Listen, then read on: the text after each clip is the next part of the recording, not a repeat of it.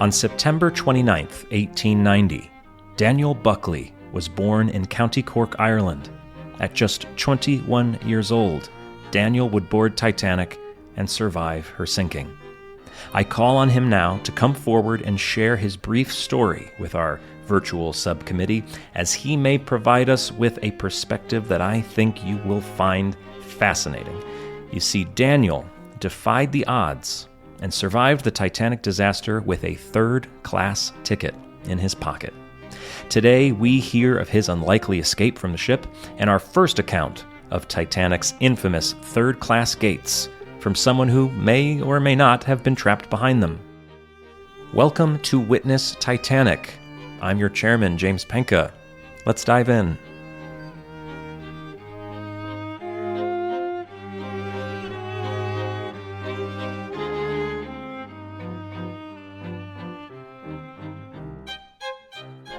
Welcome to another episode, a bit of an impromptu episode of Witness Titanic. I've been telling you all about this Titanic expedition that I was going on and all the episodes that I would record during the expedition. And don't worry, I did record them. And I really wanted to get off the ship and post the first one right away, but a bunch of things happened. One, I got off the ship and immediately crashed and got sick. So I took a little bit of time. And then I also figured that on the following Tuesday, which in my world is tomorrow, I would post my first expedition episode featuring Dr. David Gallo. But there were some developments regarding the expedition, and I am actually just waiting on approval to share the episode. So it will likely be out next week. I apologize for getting it all hyped up and making you wait another week for the expedition.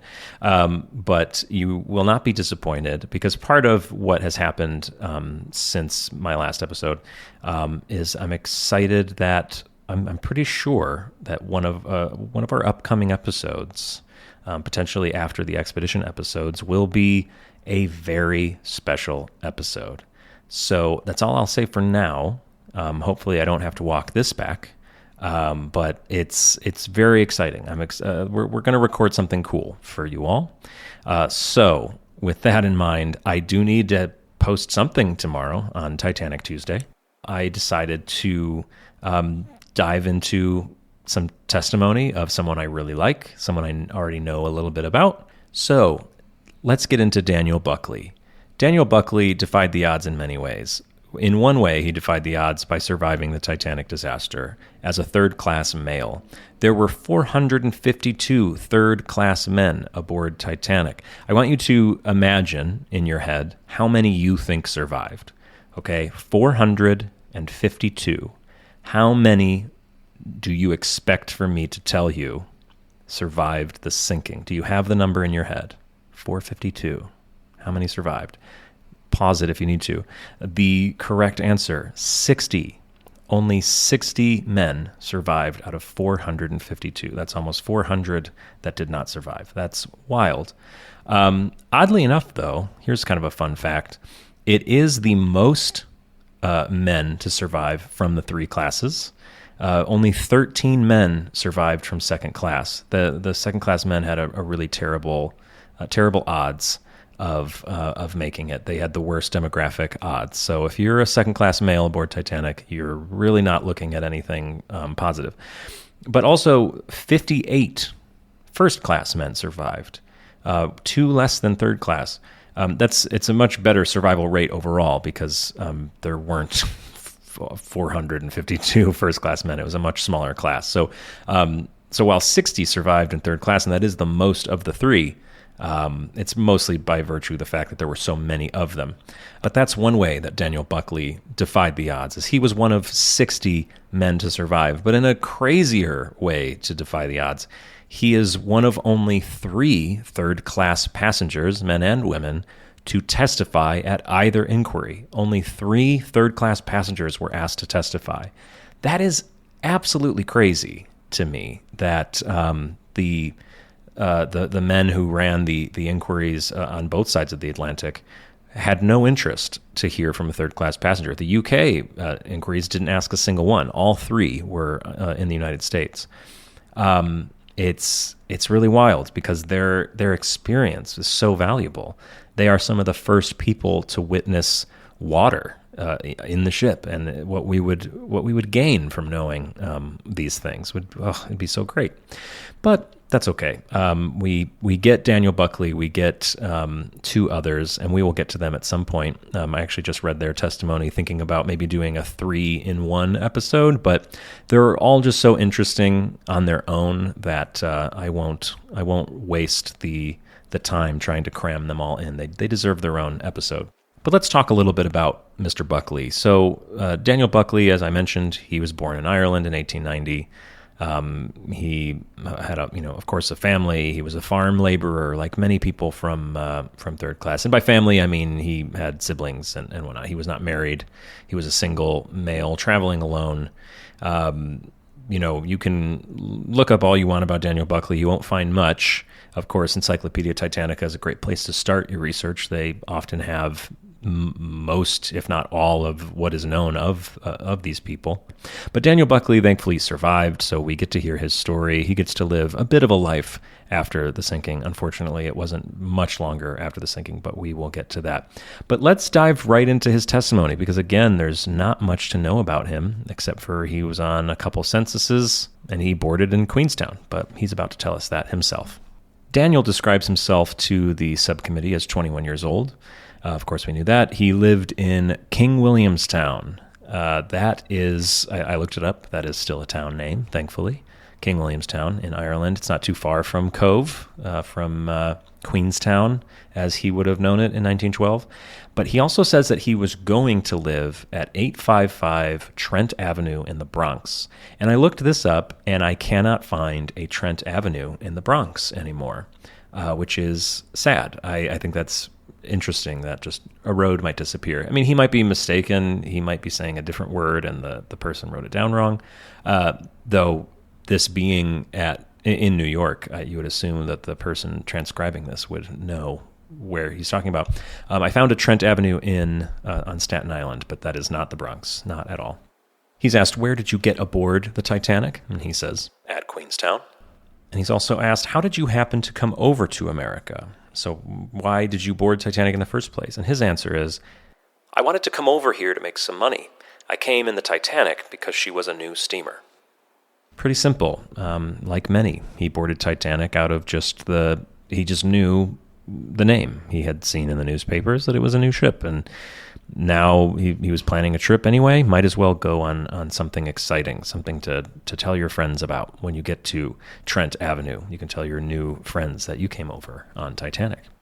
So we don't have very many quotes from Mr. Buckley because, as I said, he's not a very interesting character for this subcommittee. He doesn't know the ins and outs of what happened.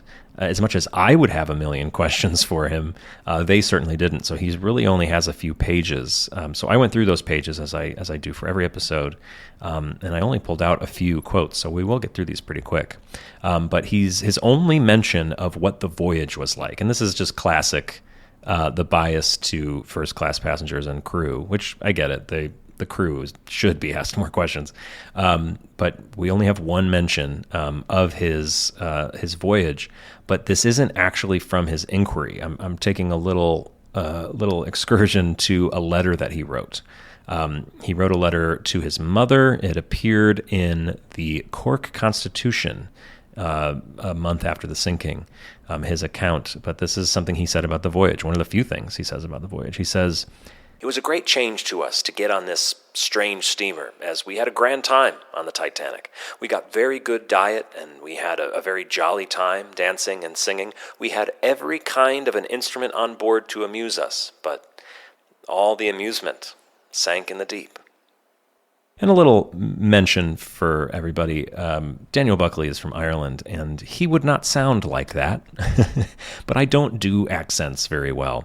And I think it'd be best if I just try to give it a somewhat dry delivery for you all, so you can kind of take what you want from it. I don't want to put words, or I don't want to put a delivery into Daniel's mouth that he might not approve of, and he certainly wouldn't approve of my Irish accent.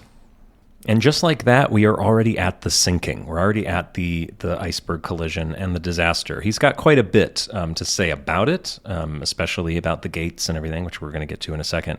So this is his the part that the inquiry focused on. So the inquiry, they literally ask him for his name and his basic info, and then they jump right into asking him what happened the night of the sinking. And so this is his description of the big moment. This night of the wreck, I was sleeping in my room on the Titanic in the steerage. There were 3 other boys from the same place sleeping in the same room with me. I heard some terrible noise, and I jumped out onto the floor, and the first thing I knew, my feet were getting wet. The water was just coming in slightly. I told the other fellows to get up, that there was something wrong, and that the water was coming in. They only laughed at me. One of them says, "Get back into bed. You're not in Ireland now." I got on my clothes as quick as I could, and the other 3 fellows got out. The room was very small, so I got out to give them room to dress themselves. 2 sailors came along, and they were shouting, "All up on deck, unless you want to get drowned." When I heard this, I went for the deck as quick as I could. And later in his testimony, he gives one more line about this. He says, "I did not feel any shock in the steamer, only just heard a noise. I heard a kind of a grating noise." So a lot to unpack in that he apparently jumped out of bed and his feet landed in some water. What's interesting about this is he says this happens right after hearing a noise. And he didn't feel the vibration, but he heard a noise, and then he hops out of bed. It's sort of impossible that immediately after hearing the noise of said collision, that there would already be water in a third-class space.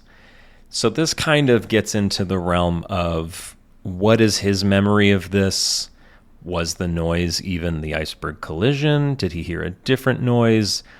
Did he hop out of bed and the floor was actually dry and they all kind of got ready to go see what was all the commotion?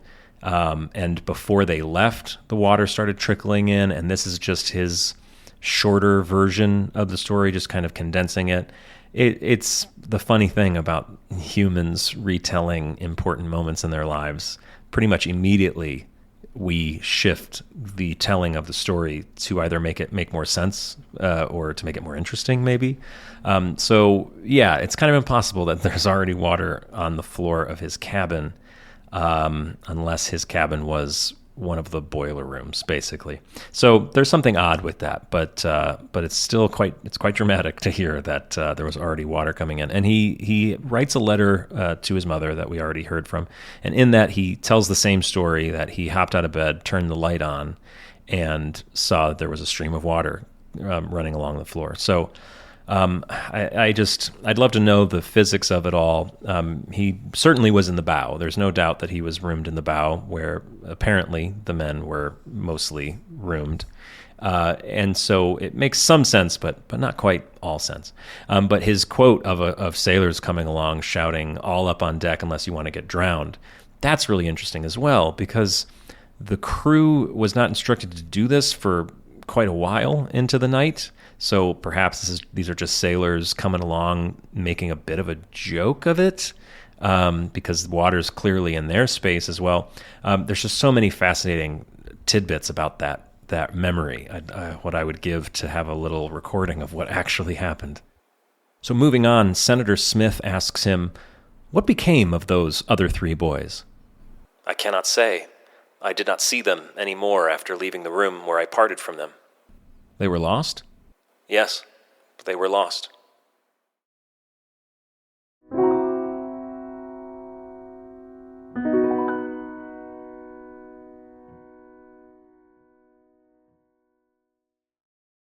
When I got up on the deck, I saw everyone having those life belts on only myself, so I got sorry and said I would go back again where I was sleeping and get one of those life preservers, because there was one there for each person. I went back again, and just as I was going down the last flight of stairs, the water was up 4 steps and dashing up. I did not go back into the room because I could not. I got back on the deck again, and just as I got back there, I was looking around to see if I could get any of those lifebelts, and I met a first-class passenger, and he had 2. He gave me one and fixed it on me. So this is a common story, passengers leaving their cabins in certain areas of the ship, and then upon returning to them to change, get more warm clothes, get something they forgot, realizing that they're going to leave the ship, that their room is now underwater. And that has got to be already pretty terrifying. I mean, we all focus on the iceberg collision and the sinking and losing your life, losing your family, but you got to put yourself in the shoes of these passengers, in Daniel's case, wet shoes, and you have to imagine, oh, your room is gone. Though, Daniel probably didn't bring much with him, but maybe a first-class passenger. If your room is underwater, most of your things are already ruined and you're not going to get them back. So already this is a disaster to you in this current moment, not knowing what is to come. But how cool that Daniel ran into a first-class passenger and he had 2. How much I want to know if this first-class passenger was one of the 58 first-class men to survive. His testimony continues. Did you find any people down in the steerage when you went back the second time? There were a number, but I cannot say how many. All the boys and girls were coming up against me. They were all going up for the deck. Were they excited? Yes, they were. The girls were very excited, and they were crying. And all the boys were trying to console them and saying that it was nothing serious. We will eventually get to first-class testimony from first-class women who lost their husbands and how all the husbands told the wives that all is fine, just get in the lifeboat, nothing is serious. This is one of the few bits of testimony we get of specifically third-class boys and girls having that experience as well, that the young boys were saying the same thing that their first-class counterparts were saying. And that goes back to the fascinating experience of Titanic, that the minute the iceberg hit, first, second, and third class all became the same. We now reach a point in Daniel's very short testimony where he will touch on the reason that he is here. Everything to this point and everything after this question, these questions, is not much interest. It's a huge interest to me and a huge interest to you, potentially.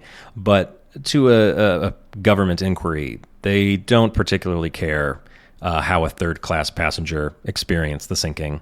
I think they just ask because they have to, and maybe he has something interesting to say. But this is the topic that he was brought here to address, and that is the infamous third-class gates. If you've been living under a rock and this is your first introduction to Titanic, this podcast, very strange choice of your introduction to Titanic, but I'm very grateful. But if you've been living under a rock, you may have avoided this whole tale of the third-class gates. Perhaps you've seen the James Cameron film where third-class passengers are stuck behind gates like they're in jail, and they can't get through, and they try to get the women through, and they use a bench to knock it down, and it's all very dramatic. And these third-class passengers are trapped like rats, and that's a thing that would be sort of synonymous with Titanic. Is it true? Is that what really happened? There's clearly a debate on whether that really happened. So here we have Daniel Buckley, a third-class passenger who witnessed these infamous gates, these gates that kept third class from their rightful place in the lifeboats. Let's see how he describes it.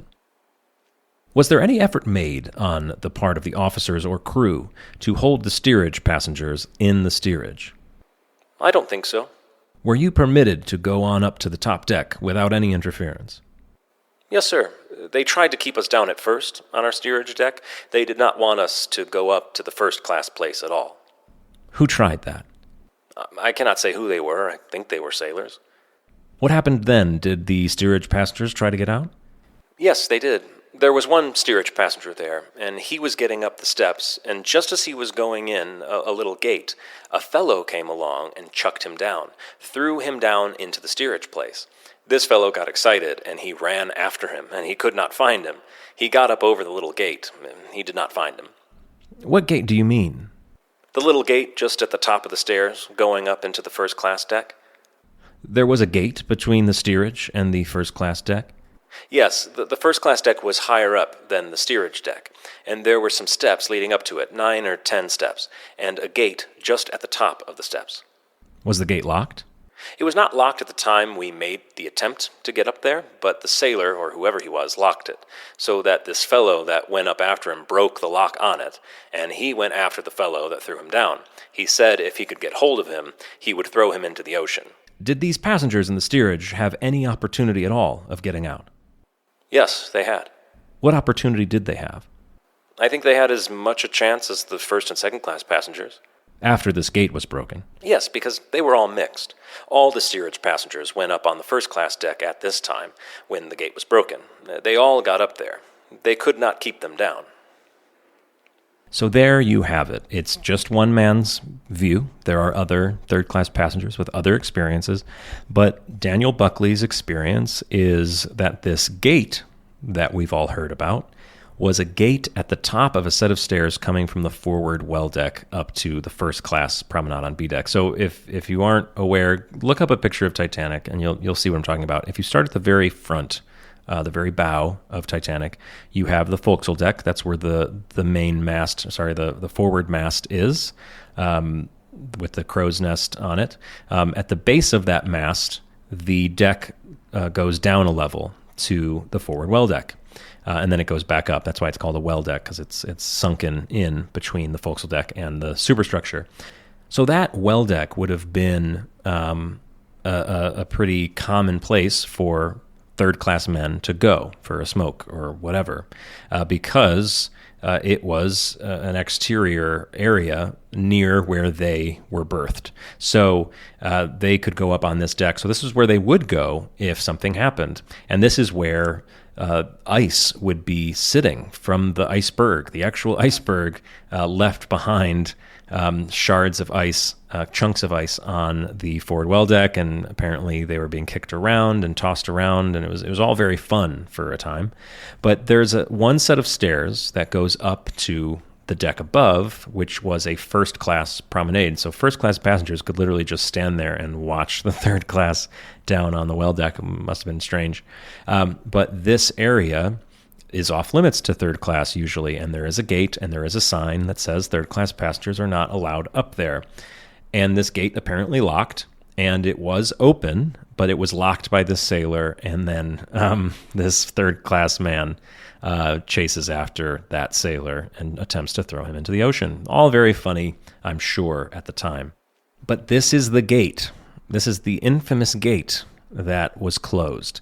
There are other gates from the aft well deck up to the second class promenade, and it's the exact same thing, just on the aft part of the ship that maybe more women would have been dealing with, and we will talk a bit about that with another third class passenger, Mr. Olaus Abelseth, who was on the aft well deck doing the same thing that Daniel was doing. And again, there were gates, and again, they were held back. But this is a gate that is waist high. This is a gate that is easily, apparently a lock that's easily breakable, but a gate that is easily one you can hop over. So are these the only gates that we're talking about? Well, here's the thing. No floor-to-ceiling gates have ever been found in the wreck to be closed. Also, no plans exist of the Olympic class showing all these many gates that keep third class out of second or first. There are gates meant to keep first and second class apart because there are certain areas of Titanic, corridors of Titanic, that could be first or second class depending on demand, and a gate could be placed potentially at one end of the hallway or the other to then make it first or second class. So there are gates in the ship, some places, but certainly not the ones that are depicted in James Cameron's film, certainly not ones that are not passable if they were shut and locked. So this whole third class being held back by gates, being trapped like rats, there's not a lot of evidence to it, certainly not in Daniel Buckley's testimony. So Daniel gets through that now broken gate at the top of the well deck ladder, and it would take just a short trip up a couple flights of the officer's stairs up to the boat deck. So Daniel Buckley is one of the few third-class passengers who would have made it to the boat deck this early in the sinking, or at least this is how he describes it. So how was his experience getting into the lifeboats? How did he escape the ship? As we know, one of the officers, Charles Lightholler, is not allowing men in, so we know he must be on Murdoch's side of the ship, or maybe he's boarding a lifeboat that was not loaded by Lightholler, maybe Wild or Captain Smith. We don't know what lifeboat he was in. He doesn't mention what it is, and his context doesn't quite give us an answer. Some say maybe Lifeboat 14. Who knows? But this is his description of how he escaped Titanic in a lifeboat. There were 5 lifeboats sent out. I was in the 6th. I was holding the ropes all the time, helping to let down the 5 lifeboats that went down first, as well as I could. When the 6th lifeboat was prepared, there was a big crowd of men standing on the deck, and they all jumped in, so I said I would take my chance with them. Then 2 officers came along and said all of the men could come out, and they brought a lot of steerage passengers with them, and they were mixed every way, ladies and gentlemen. And they said all the men could get out and let the ladies in. But 6 men were left in the boat. I think they were firemen and sailors. I was crying. There was a woman in the boat, and she had thrown her shawl over me, and she told me to stay in there. I believe she was Mrs. Astor. Then they did not see me, and the boat was lowered down into the water, and we rowed away out from the steamer. We were only about 15 minutes out when she sank. So much to take from this, so much to talk about. So that last sentence, we were only about 15 minutes out when she sank, so this is pretty late in the sinking, according to him. Again, we do have to be mindful that especially a male passenger might exaggerate how long they stayed aboard Titanic. He even says at the beginning that there were 5 lifeboats sent out and he helped lower all 5 of them. That could have easily been 3 and he was in the 4th. It could have been 1 and he was in the 2nd.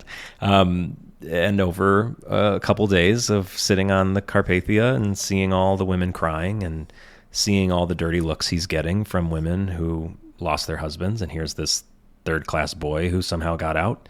That number got bigger and bigger and bigger, and now he's talking to the government, and he says, 5 lifeboats, I think? So, yeah, and then 15 minutes out when she sank, like, who knows? Who knows what his real experience was? But he certainly has less of a reason to lie than maybe the ship's crew would, so we can believe him a little bit more. He does credit Mrs. Astor as being the woman who sort of saved his life with this shawl that she threw over him. And we know that's not possible. We know it's not Mrs. Astor. Who knows why he says this? Maybe he truly believes it. But we know it's not her because we know for a fact Mrs. Astor was loaded into Lifeboat 4 by her husband. And her husband asked Lightholler if he could board, and Lightholler says no.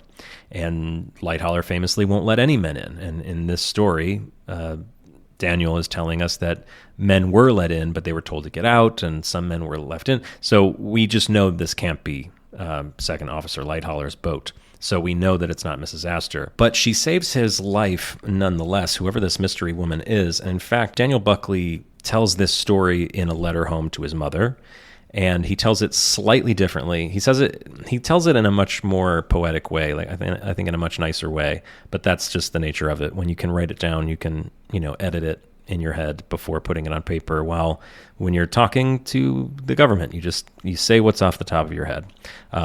But this is how Daniel describes this event happening to his mother. I went on deck and met a sailor who asked me to help him lower the boats. The sailor said, "Take a chance yourself." I did, as did my friend, but the officers came along and ordered us off the boat. A woman said, "Lay down, lad. You are somebody's child." She put a rug over me, and the boat went out. So I was saved.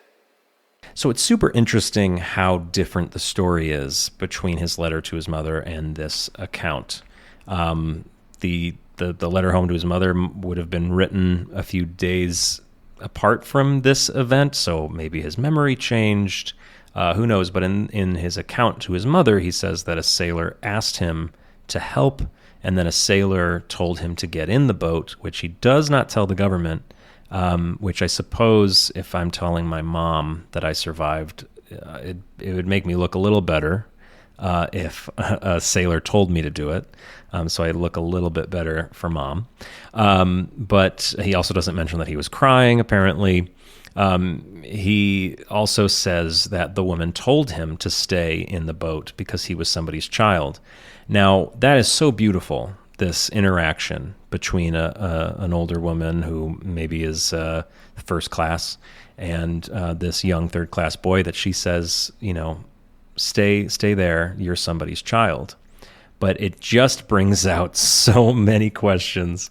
The fact that he doesn't say this to the government makes me think, okay, maybe he's playing it up. So again, it's appealing to his mother, who of course would know, like, of course you're somebody's child, you're my child. So maybe he's exaggerating a little bit. But in the end, this beautiful story of being saved because of this shawl, maybe the reality is that he was hiding under the seats in the fetal position, crying and praying not to be seen. But it's obviously much better to save face and say that a woman told you to stay. These are the fascinating questions we get to ask ourselves. I really hope that this actually happened. In fact, I've known this quote for a very long time, and I've always imagined the woman to be my grandma, my mom's mom. She says Mrs. Astor, so maybe she was a lot younger than my grandma would have been, but it just sounds like something my grandma would say. So I see her in my head when I think of this story. So I really, really hope that this is how it actually happened.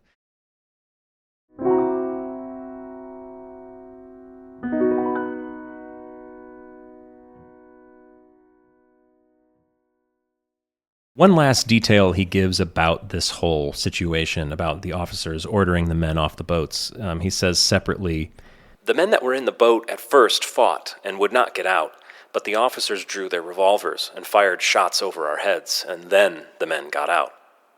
A really interesting tidbit of information that some bullets were fired in the air. We do have a bunch of accounts of bullets being fired in the air from different lifeboats, which you'd think that this would narrow down which lifeboat he would be in, but it doesn't really help. But I'm sure you could narrow it down a bit. I'm sure we could probably pick 3 lifeboats that he might have been in if this indeed happened. But it's interesting that he says that the men would not get out, and he was one of them. And they fired shots over their heads, and he still didn't get out because apparently this woman saved his life. So another interesting bit of information. Daniel also provides us with a funny story about one of his companions on board, Bridget Bradley.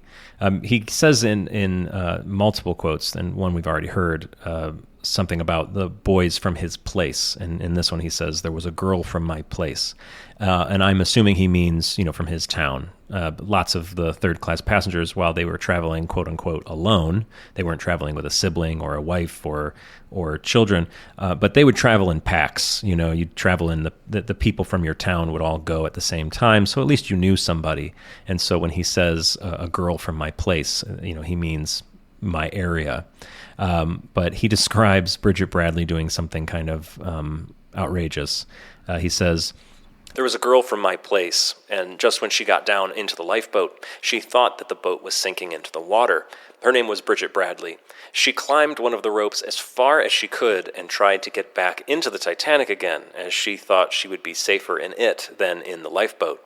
She was just getting up when one of the sailors went out to her and pulled her down again." We've now reached the final moments of Titanic sinking from Daniel's perspective. Senator Smith asks, "Were you where you could see the ship when she went down?" "Yes. I saw the lights just going out as she went down. It made a terrible noise, like thunder." He would go into a bit more detail in his letter to his mother. "We were only 15 minutes in the boat when the big ship went down. It was a terrible sight. It would make the stones cry to hear those on board shrieking." So Daniel describes it as a terrible noise like thunder and a terrible sight, and that it would make the stones cry to hear those on board shrieking. Just a man of few words, but powerful words nonetheless. And lastly, we get a few quotes from Daniel in his Carpathia experience, starting with seeing Carpathia for the first time. We sighted the lights of the big steamer, the Carpathia. All the women got into a terrible commotion and jumped around. They were hallooing, and the sailors were trying to keep them sitting down, and they would not do it. He continues later, saying, When we got into the Carpathia, we were treated very good. We got all kinds of refreshments. And our last quote from Mr. Buckley describes just an interesting conversation he apparently had. He says, One of the firemen that was working on the Titanic told me, when I got on board the Carpathia, he was speaking to me, that he did not think it was any iceberg, that it was only that they wanted to make a record, and they ran too much steam, and the boilers bursted. That is what he said. Really interesting that you could be on board the Carpathia and pretty much everybody has to be talking about that iceberg, that you would, A, tell the passenger that your theory that it wasn't an iceberg, and B, that Daniel would believe it enough to tell the government about it. It's just one of those things that it goes to show how quickly the rumors started, even something as wild as this, that there wasn't even an iceberg involved. Thankfully, I don't think any newspapers took this one and ran with it, but they very well could have. I mean, this is the kind of thing, if a newspaper heard this quote, they would have written a whole article about how this is the big scoop, is that there wasn't an iceberg. It was all human error. And I mean, I know I say this a lot, but we're just, as people, we're so obsessed with giving these strange explanations to events that we can't comprehend.